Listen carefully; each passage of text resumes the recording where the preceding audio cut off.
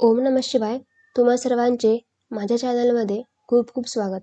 सर्वमंगल मांगल्ये शिवे सर्वार्थ साधिके शरण्ये त्र्यंबके गौरी नारायणी नमोस्तुते. तर लवकरच शारदीय नवरात्रीला सुरुवात होणार आहे. हा नवरात्र उत्सव अश्विन महिन्याच्या शुक्ल पक्षाच्या प्रतिपदा तिथीपासून सुरू होतो आणि नवमी तिथीला संपतो आणि त्यानंतर दसरा हा सण साजरा केला जातो. नवरात्रीच्या पहिल्या दिवशी घटस्थापना केली जाते.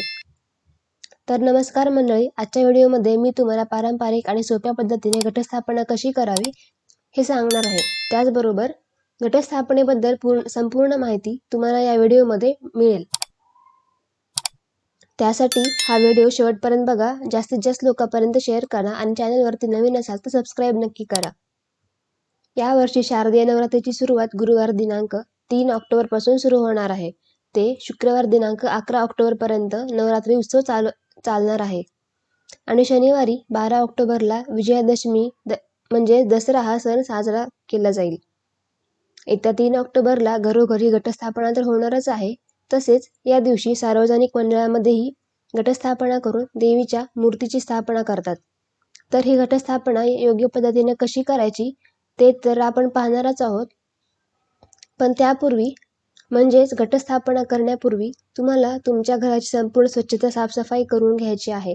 घटस्थापनेच्या दरम्यान म्हणजे या 9 दिवसामध्ये देवीला स्वच्छता खूप प्रिय आहे. त्यामुळे या दिवशी आपलं घर स्वच्छ असणं अतिशय आवश्यक आहे. तसेच या दिवशी घटस्थापना करण्यापूर्वी संपूर्ण घरामध्ये तसेच पूजेच्या ठिकाणी तुम्हाला गोमूत्र शिंपडायचं आहे. यामुळे आपलं घर पवित्र राहतं आणि शुद्ध होतं अशी मान्यता आहे. आपण ज्या ठिकाणी घटस्थापना करणार आहोत ती पण जागा स्वच्छ असावी. शक्यतो घटस्थापना ही देवघराच्या जवळच करावी आणि काही कारणास्तव तुम्हाला जागा नसेल तर तुम्ही दुसऱ्या ठिकाणी पण तिथली जागा स्वच्छ करून गोमूत्र शिंपडून तिथे पण तुम्ही घटस्थापना करू शकता. तर या घटस्थापनेच्या दिवशी प्रतिपदेला सकाळी लवकर उठून स्वच्छ स्नान करून स्वच्छ कपडे घालावे. घरातील रोजची देवपूजा करावी. नित्यकामे उरकून घ्यावीत. पूजेचे सर्व साहित्य जवळ घेऊन बसावे. त्यामुळे मधून वारंवार उठावे लागणार नाही. पूजेला बसताना आपले तोंड पूर्वेकडे करून बसावे. दक्षिणेकडे तोंड करून बसू नयेत. सर्वात आधी कपाळी गंध लावावा. महिलांनी हळदी कुंकू लावावे आणि पुरुषांनी चंदनाचा किंवा कुंकुमाचा टिळा लावावा. पूजेला बसताना आसन घ्यावे व त्या आसनावर आणि पूजेच्या सर्व साहित्यावर एका फुलाने किंवा दुर्वांकाराने पाणी शिंपडून घ्यावे. असे केल्याने तिथल्या जागेची आणि सर्व साहित्याची पण शुद्धी होते. आज आपण कोणतेही संस्कृत मधले मंत्र स्तोत्र न म्हणता अगदी सोप्या पद्धतीने घटस्थापना करणार आहोत. कारण सगळ्यांनाच मंत्र म्हणता येत नाहीत. त्यामुळे मंत्रतंत्रापेक्षा श्रद्धा आणि शुद्ध अंतःकरण असणे महत्त्वाचे आहे. देवी आई आपल्या मनातील भाव जाणते. त्यामुळे मनामध्ये श्रद्धा ठेवून आपण कोणतीही सेवा करावी. ही सगळी सेवा आपण यथाशक्ती यथाभक्ती करायची आहे. आपलं मन किती स्वच्छ आहे, आपण किती मनोभावे पूजा करत आहे हे सगळ्यात जास्त महत्त्वाचं आहे. तर लगेच आपण आजच्या पूजा विधीला सुरुवात करूया. ज्या ठिकाणी तुम्ही घटस्थापना करणार आहात त्या ठिकाणी देवासमोरच आपल्याला एक पाट मांडायचा आहे. तिथे एक छानशी रांगोळी काढायची आहे आणि पाटावरती शक्यतो नवीन किंवा लाल वस्त्र टाकायचं आहे. तर सर्वात आधी मी तुम्हाला घट कशी घालायची ते सांगते.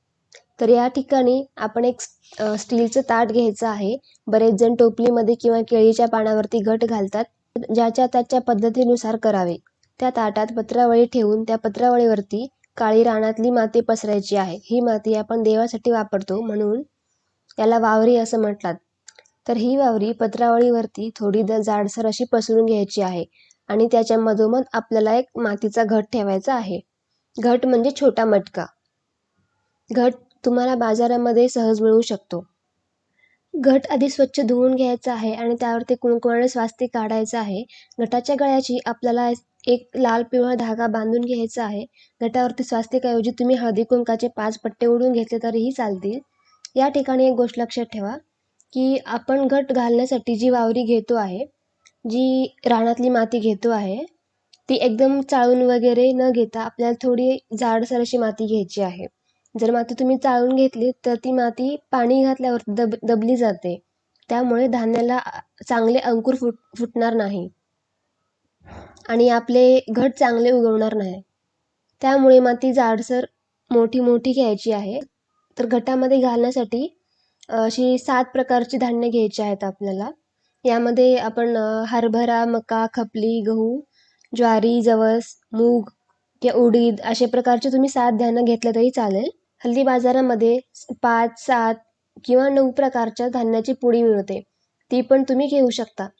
त्यानंतर या वावरीमध्ये आपण सप्तधान्य पेरायचे आहे. सुरुवातीला खूप जास्त माती घालू नका, कारण माती पाणी घातल्यावर ही फुलते, वर येते.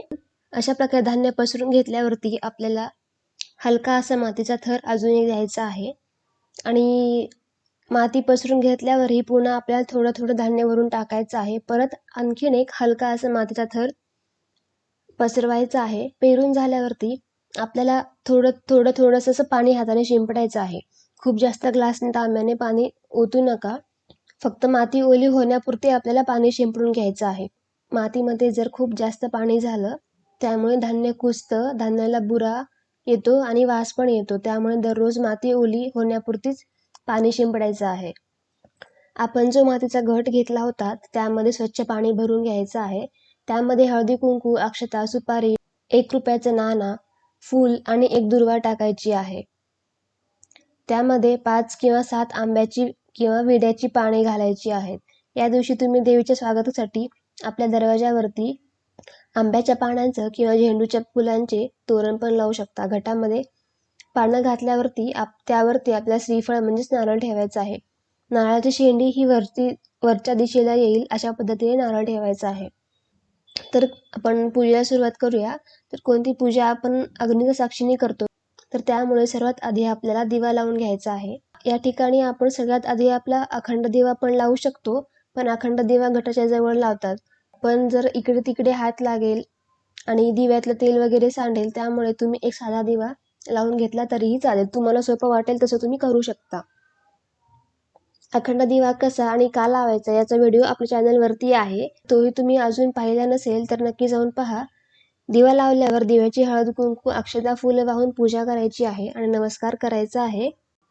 मी सांगितलेलं की जिथे घटस्थापना करायचं आहे तिथे आपल्याला एक पाट ठेवायचा आहे. तिथे छानशी रांगोळी काढायची आहे आणि पाटावरती शक्यतो नवीन किंवा लाल वस्त्र टाकायचे आहे. लाल वस्त्र हे नवीनच असायला पाहिजे. त्यानंतर आपण विड्याच्या पानावरती काही देवाची स्थापना करणार आहोत.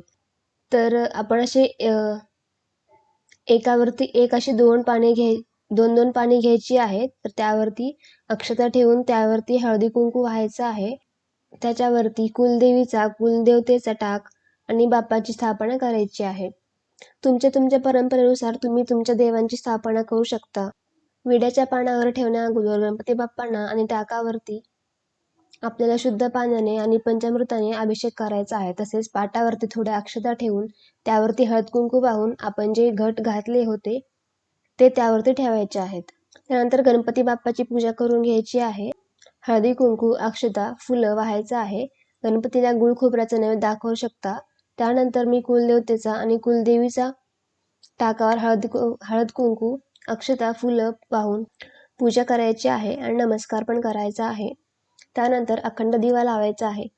हा दिवा खाली जमिनीवरती ठेवू नये, म्हणून या दिव्याखाली तुम्ही तांदळाने स्वास्तिक किंवा अष्टदळ कमळ काढू शकता. तर अष्टदळ कमळ काढून घ्यायचं आहे. त्यावरती हळदी कुंकू वाहून आपण दिवा तिथे स्थापन करायचा आहे.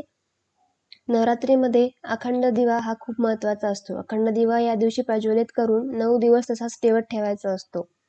त्यामुळे आपल्याला मोठा दिवा वापरायचा आहे. ज्यामध्ये जास्तीत जास्त तेल बसेल असा दिवा असावा, कारण देवीसमोर किंवा घटाजवळ 9 दिवस हा दिवा तेवत ठेवायचा असतो. हा अखंड दिवा तुपाचा असेल तर घटाच्या उजव्या बाजूस ठेवावा आणि तेलाचा असेल तर घटाच्या डाव्या बाजूस ठेवावा. दिवा प्रज्वलित करून आपल्याला दिव्याला हळद कुंकू व्हायचा आहे. त्यानंतर अक्षता फूल वाहून त्यांची पूजा करायची आहे आणि दिव्याला नमस्कार करायचा आहे. यानंतर आपण घटाची त्या नारळाची पूजा करून घेऊया. घटाला आणि नारळाला आपण हळदी कुंकू लावून घ्यायचे आहे. पहिल्यांदा हळद लावायची आहे आणि त्यानंतर कुंकू लावायचं आहे. ही सगळी पूजा करत असताना तुम्हाला देवीचा मंत्र म्हणायचा आहे. सर्व मंगल मांगल्ये शिवे सर्वार्थ साधिके शरण्य त्र्यंबके गौरी नारायणी नमोस्तुते. हा सर्वात सोपा मंत्र आहे, तुम्ही हाही म्हणू शकता. घटस्थापनेनंतर थोडे अक्षता वाहून घटाला फुले हार गजरा अर्पण करावा. पहिल्या दिवशी घटावर विड्याच्या पानांची माळ बांधली जाते. तुम्ही 5 किंवा 7 पानांची माळ करू शकता. मात्र पहिल्या दिवशी विड्याच्याच पानांची माळ बांधायची असते. त्यानंतर रोज नवीन फुलांची माळ बांधावी. अशा प्रकारे 9 दिवसासाठी रोज एक नवीन माळ घटावर बांधायची आहे. पूजेमध्ये शंख घंटा घेतली असेल तर त्याची पण आपल्याला हळद कुंकू वाहून फुलं वाहून पूजा करायची आहे आणि धूपदीप ओवाळायचा आहे. आणि सगळी पूजा झाल्यावर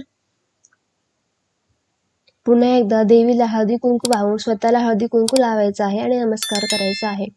घटस्थापना करण्याची पद्धत ही प्रत्येक गावाची प्रत्येक घराची वेगवेगळी असू शकते. प्रत्येक भागानुसार ही पद्धत थोडीफार बदलू शकते. काही ठिकाणी घटावर नारळ ठेवतात, काही ठिकाणी नाही ठेवत. पण आपापल्या कुळाचाराप्रमाणे आपापल्या परंपरेनुसार आपण ही घटस्थापना करायची आहे. आता मी तुम्हाला आमच्या इकडे कशा पद्धतीने घटस्थापना केली जाते हे सांगितलेलं आहे. पूजा झाल्यावर सर्वात शेवटी आपल्याला नैवेद्य दाखवायचा आहे. नैवेद्यामध्ये तुम्ही फळे, खडीसाखर, दूध साखर, सुकामेवा किंवा शिरा असं नैवेद्य दाखवू शकता. आणि त्यानंतर मनोभावे नमस्कार करायचा आहे. नवरात्रीच्या 9 दिवसात देवीचे नामस्मरण करायचे आहे, उपवास करायचा आहे. आपल्या घरावर कुटुंबावर देवीचा आशीर्वाद असावा म्हणून रोज घटाची पूजा करायची आहे. पूजा झाल्यावर देवीला नैवेद्य दाखवायचा आहे, आरती करायची आहे. नवरात्रीमध्ये देवीची ओटी पण भरली जाते. ही पूजा झाल्यावर तुम्ही देवीची ओटी भरू शकता. ही केलेली घटस्थापना दुसऱ्याच्या दिवशी काढली जाते. तुम्हाला जमेल तेवढी जमेल तशी देवीची सेवा करायची आहे. तुम्ही केलेल्या सेवेचं, पूजेचं आणि व्रताचं फळ तुम्हाला नक्कीच मिळावं हीच देवीची चरणी प्रार्थना करते. आणि आजचा व्हिडिओ इथेच संपवते. हा व्हिडिओ तुम्हाला कसा वाटला मला नक्की सांगा. आवडला असेल तर लाईक करा आणि जास्तीत जास्त लोकांपर्यंत शेअर करा. आणि चॅनलवरती नवीन असाल तर नक्की सबस्क्राईब करायला विसरू नका. धन्यवाद.